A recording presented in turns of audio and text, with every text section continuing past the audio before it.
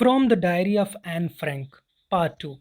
Hello student, this is Purushottam Vishwakarma और आज हम लोग बात करने वाले हैं from the diary of Anne Frank chapter के पार्ट टू के बारे में। सैटरडे 20 जून 1942 वहाँ से हम लोग पढ़ना शुरू करेंगे।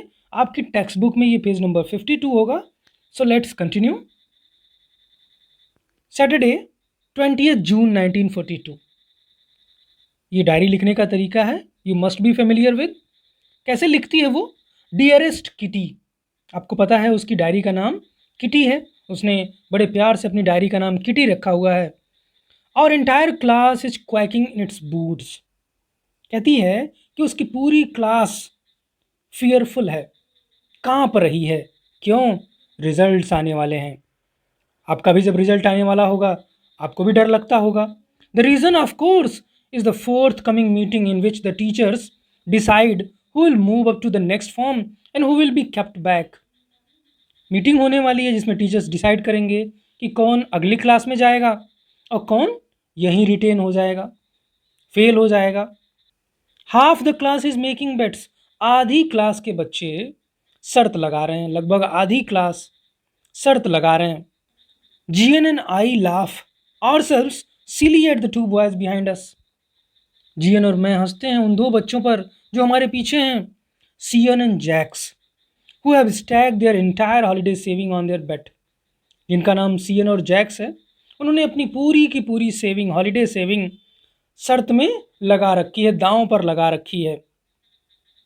फ्रॉम मॉर्निंग टू नाइट, सुबह से लेकर रात तक। You are going to pass, no I am not, yes you are, no I am not, यही चल रहा है। तुम तो पास हो जाओगे, नहीं मैं नहीं होऊंगा यार, हाँ तुम हो जाओगे, नहीं यार मैं नहीं होऊंगा। लगी शर्त, लगी सौ की, ऐसे ही जैसे आपकी कन्वर्सेशन होती है। Even these pleading glances and my angry outburst can not calm them down. यहाँ तक कि जी की प्लीडिंग ग्लैंसेस, बड़ी याचना भरी निगाहों से देखती है, अरे यार चुप हो जाओ। एंड माई एंग्री आउटबर्स्ट, और मेरा चिल्लाना गुस्से से, can not calm them down. चाहे वो एन फ्रैंक का चिल्लाना हो या जी की याचना हो, वो शांत नहीं होते। If you ask me there are so many dummies. अगर आप मुझसे पूछें तो मेरे क्लास में ढेर सारे डमीज़ हैं, बेवकूफ़ हैं, क्लास पूरा भरा पड़ा हुआ है। That about a quarter of the class should be kept back. तो लगभग 1/4 को रोकना पड़ेगा, फेल करना पड़ेगा। But teachers are the most unpredictable creatures on earth. लेकिन ये जो टीचर्स होते हैं ये अर्थ पे मोस्ट अनप्रडिक्टेबल होते हैं, जिनके बारे में आप कुछ कह नहीं सकते। आपको लगता है कि वो बच्चा टॉप करेगा, वो टॉप नहीं करता, दूसरा कोई टॉप कर जाता है। That is why C said teachers are most unpredictable creatures on earth, जिनके बारे में आप भविष्यवाणी नहीं कर सकते। I am not so worried about my girl friends. वो कहती है कि मैं अपनी सहेलियों के लिए, जो मेरी गर्ल फ्रेंड्स हैं, उनके लिए मुझे कोई चिंता नहीं है। एंड माई सेल्फ, मुझे अपनी भी चिंता नहीं है। विल मेक इट, हम तो पास हो जाएंगे। The only subject I am not sure about is maths. बस चिंता है तो एक सब्जेक्ट की, that is maths. Anyway all we can do is wait.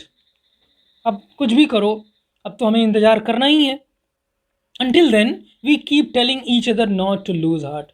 तब तक हम इतना ही कर सकते हैं, दूसरों को सांत्वना दे सकते हैं, ढाढ़स बधा सकते हैं कि चिंता मत करो, तुम पास हो जाओगे। I get along pretty well with all my teachers. मेरा टीचर्स के साथ जो रिलेशनशिप है काफ़ी अच्छी है। टीचर्स मुझे पसंद करते हैं। देर आर 9 ऑफ देम, कुल मिला के 9 टीचर्स मुझे पढ़ाते हैं। 7 men and 2 women। इसमें से 7 मेन हैं और 2 वुमेन हैं, महिलाएं हैं। Mister Keesing the old fogey. इसमें से मिस्टर कीसिंग जो ओल्ड फैशन व्यक्ति हैं, हु टीचर्स मैथ्स, और क्या पढ़ाते हैं? मैथ्स पढ़ाते हैं। Was annoyed with me for ages because I talked so much. वो मुझसे सदियों से नाराज़ थे। क्यों? क्योंकि पढ़ाने के टाइम जब वो पढ़ाते हैं उस दौरान मैं बात करती हूँ। I talk so much. After several warnings he assigned me extra homework. पहले तो उन्होंने वार्निंग दी मुझे कि बंद कर दो ये बात करना, लेकिन मेरी तो आदत है बात करना, मुझसे रुका नहीं जाता। पहले तो उन्होंने वार्निंग दी नहीं मानी मैं तो मुझे एक्स्ट्रा होमवर्क दे दिया। अब मैथ्स के टीचर हैं और होमवर्क में भी क्या दिया, एस्से लिखो। An essay on the subject a chatterbox. एक चैटर बॉक्स, एक ऐसा बॉक्स जो बहुत बोलता है, बहुत बातूनी, a person who speaks a lot, who is unable to control the emotions of speaking. A chatterbox, what can you write about that? Chatterbox के बारे में क्या लिखूं मैं? I would worry about that later. चलो छोड़ो, बाद में सोचेंगे क्या लिखना है। आई decided, I jotted down the title in my notebook, I noted it. मैंने लिख लिया उस टाइटल को अपनी नोटबुक में, tucked it in my bag, और नोटबुक को अपने बैग में सुरक्षित रखा। And try to keep quiet, और शांत रहने की कोशिश की। That evening after I had finish the rest of my homework, उस शाम जब मैंने अपना बाकी काम, बाकी होमवर्क पूरा कर लिया, the note about the essay caught my eye, तब मुझे वो एस्से वाला नोट मिला, वो होमवर्क दिखा, extra homework.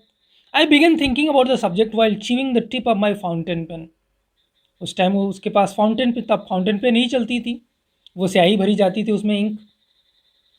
I was chewing, तो कुछ लोगों की आदत होती है मुंह में पेन दबा करके उसको या तो चबाते रहते हैं या फिर सकिंग करते रहते हैं, तो कभी कभी इंक मुंह में चली जाती है। Anyone could ramble on and leave big spaces between the words. Anyone could ramble on, anyone could talk और write and leave big spaces. इस टॉपिक पे कोई भी कुछ भी लिख सकता था, big spaces between the words, but the trick was to come up with convincing arguments to prove the necessity of talking. आमतौर पे होता है, बच्चे क्या करते हैं जब उनसे कहा जाता है 3 पेज ऐसे लिख के लाओ, तो जल्दी जल्दी हो जाए और काउंटिंग भी पूरी हो जाए तो लाइन छोड़ देते हैं, वर्ड्स के बीच में स्पेसेस ज़्यादा लिखते हैं, दूर दूर लिखते हैं, ताकि उनका काम जल्दी से हो जाए। लेकिन इसका मेन मोटिव था to come up with convincing arguments to prove the necessity of talking.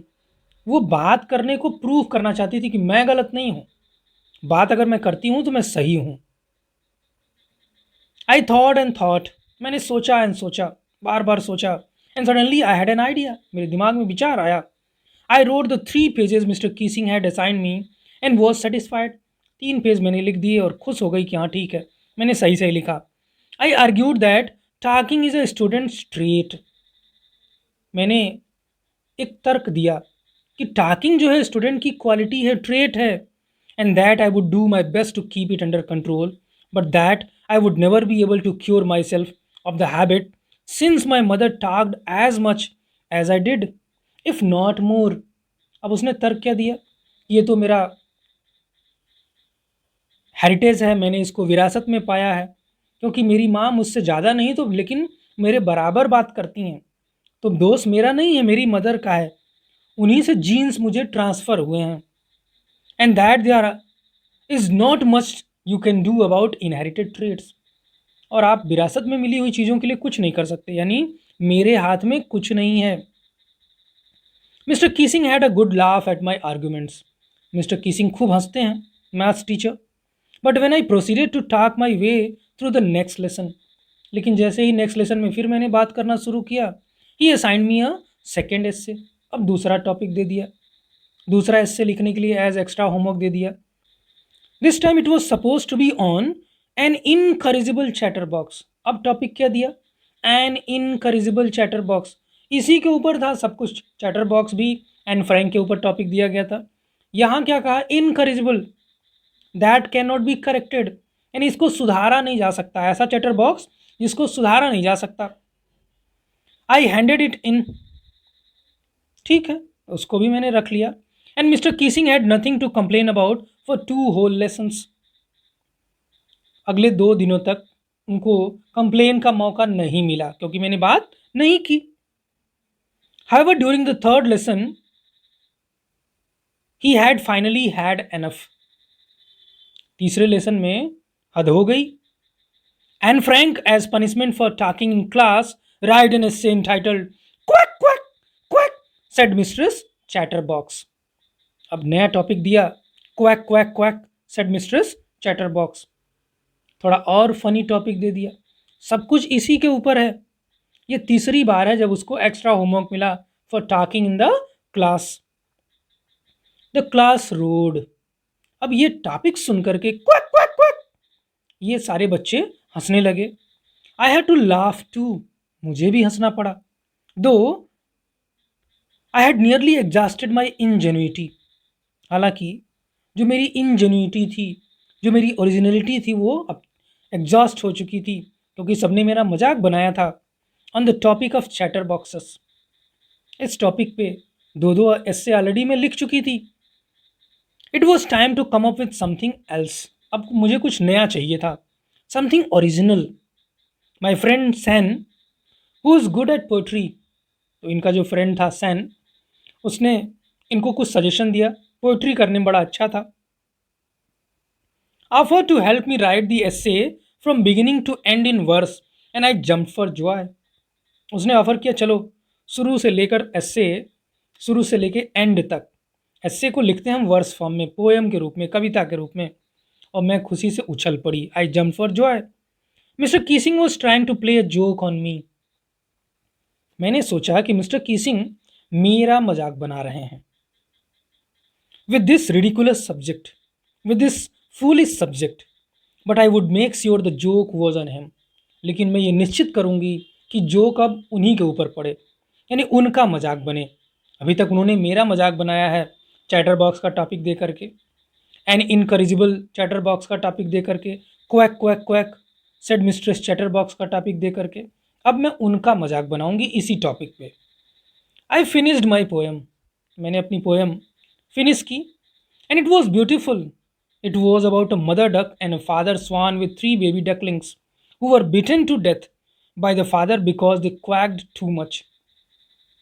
जब पूरी हो गई तो किसके बारे में थी? It was about a mother duck. ये एक मदर डक के बारे में थी जिसके 3 बच्चे थे, baby ducks, baby ducklings, and a father, और उनका फादर स्वान था। उस फादर ने उन तीनों को इतना पीटा, बीटन टिल डेथ, मौत तक बहुत ज़्यादा पिटाई की उसने। क्यों? क्योंकि वो बहुत ज़्यादा क्वैक क्वैक करते थे, बहुत ज़्यादा बोलते थे। Luckily Mister Keesing took the joke the right way. ये मेरा भाग्य ही था कि मिस्टर कीसिंग ने जैसे मैंने सोचा था वैसे ही उसको समझा। He read the poem to the class. उन्होंने पोएम को क्लास के सामने पढ़ा।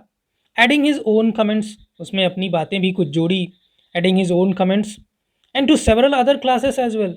न केवल मेरी क्लास में, हमारी क्लास में उन्होंने पढ़ा पोएम को, बल्कि दूसरी क्लासेस में भी वो जो गए वहाँ भी उन्होंने इस पोएम को पढ़ा। Since then I have been allowed to talk. तब से मुझे अलाउ कर दिया गया है बात करने के लिए, जितना बात करो करो। And haven't been assigned any extra homework. और बात करने के लिए अब मुझे एक्स्ट्रा होमवर्क नहीं मिलता। On the contrary, Mister Keesing always making jokes these days. जबकि उल्टा हो गया, अब मिस्टर कीसिंग भी मजाक करते हैं। He is always making jokes. आजकल वो मजाक करने लगे हैं, अब वो बात बात पे गुस्सा नहीं होते।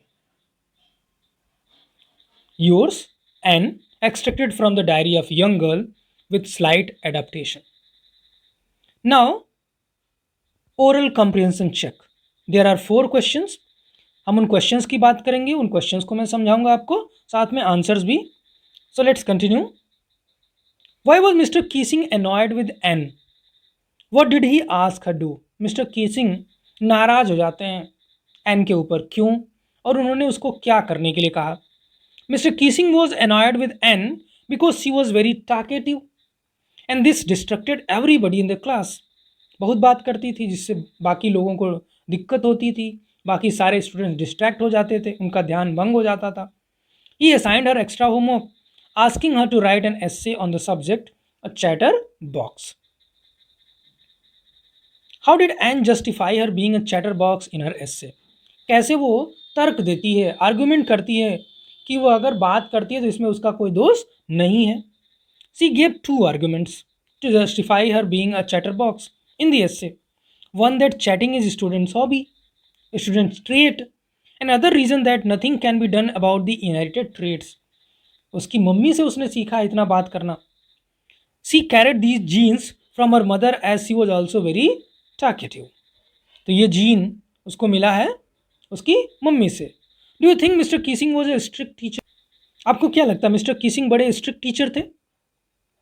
मिस्टर कीसिंग मे और may not be a strict teacher, हो भी सकते हैं नहीं भी हो सकते हैं, but he expected discipline.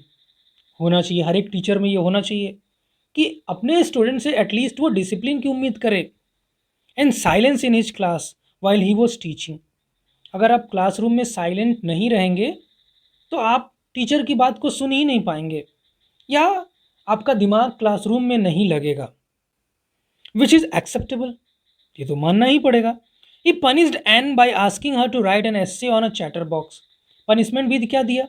To write an essay on chatterbox. और इस तरह से उसने अपनी एबिलिटी को सबके सामने रखा, तो एक तरह की क्रिएटिविटी उसकी बाहर आती है। पनिशमेंट भी उसको मिल गई और उसकी क्रिएटिविटी भी सबने जान ली। When Anne wrote a convincing essay on it, he received it with a good laugh. तो वो हंसे भी, मतलब उन्होंने एक तरह का अप्रिसिएशन दिया। However, when Anne continued with her talking, he punished her again by asking her to write another essay.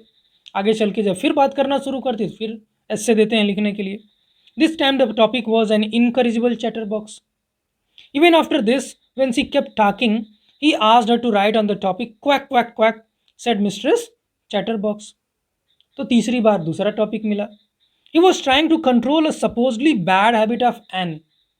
वो चाहते थे कि ये जो बैड हैबिट है बात करने की एन की वो ख़त्म हो जाए, उसको कंट्रोल करना चाहते थे।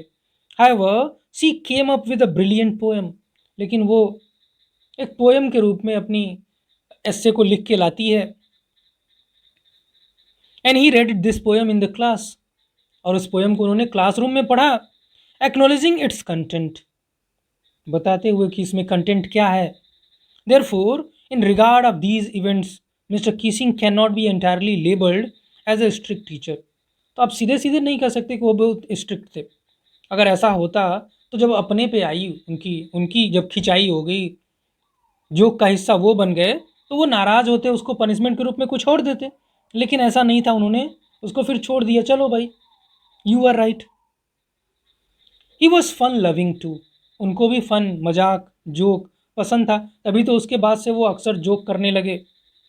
Now the last question in this video, what made Mister Keesing allow Anne to talk in class? क्या वजह थी कि मिस्टर कीसिंग ने अलाउ कर दिया एन को कि चलो तुम बात करो? Anne was able to justify her talkative nature every time she was punished by Mister Keesing. जितनी भी बार मिस्टर कीसिंग ने पनिशमेंट दिया, हर बार उसने जस्टिफाई किया। On 3 occasions, as punishment, he gave her topics to write essays on. 3 topics मिले थे, as we have already discussed above. However, on each occasion, he was impressed by the manner in which she presented her arguments. और तीनों बार वो खुश हो गए क्योंकि जिस तरह से उसने तर्क दिए थे उनको हंसना पड़ा। This helped Mr. Kissing to see the lighter side of a natural, bubbly behavior of a teenager. अब वो समझ गए कि एक टीनेजर क्या चाहता है, एक इस एज का स्टूडेंट क्या चाहता है। Finally Mister Keesing accepted the fact that Anne would always be that way. अंत में उन्होंने मान लिया कि एन जैसी है वैसे ही रहेगी। Hence she was allowed to talk in class. इस तरह से उसको उन्होंने अलाउ कर दिया, चलो बात करो तुम क्लास में। This also help bridge the gap between the teacher and the student. और इस तरह से दोनों के बीच में जो गैप था उसको भरा जा सका। अब दोनों के बीच की केमिस्ट्री अच्छी हो गई थी, दोनों एक दूसरे को समझने लगे थे।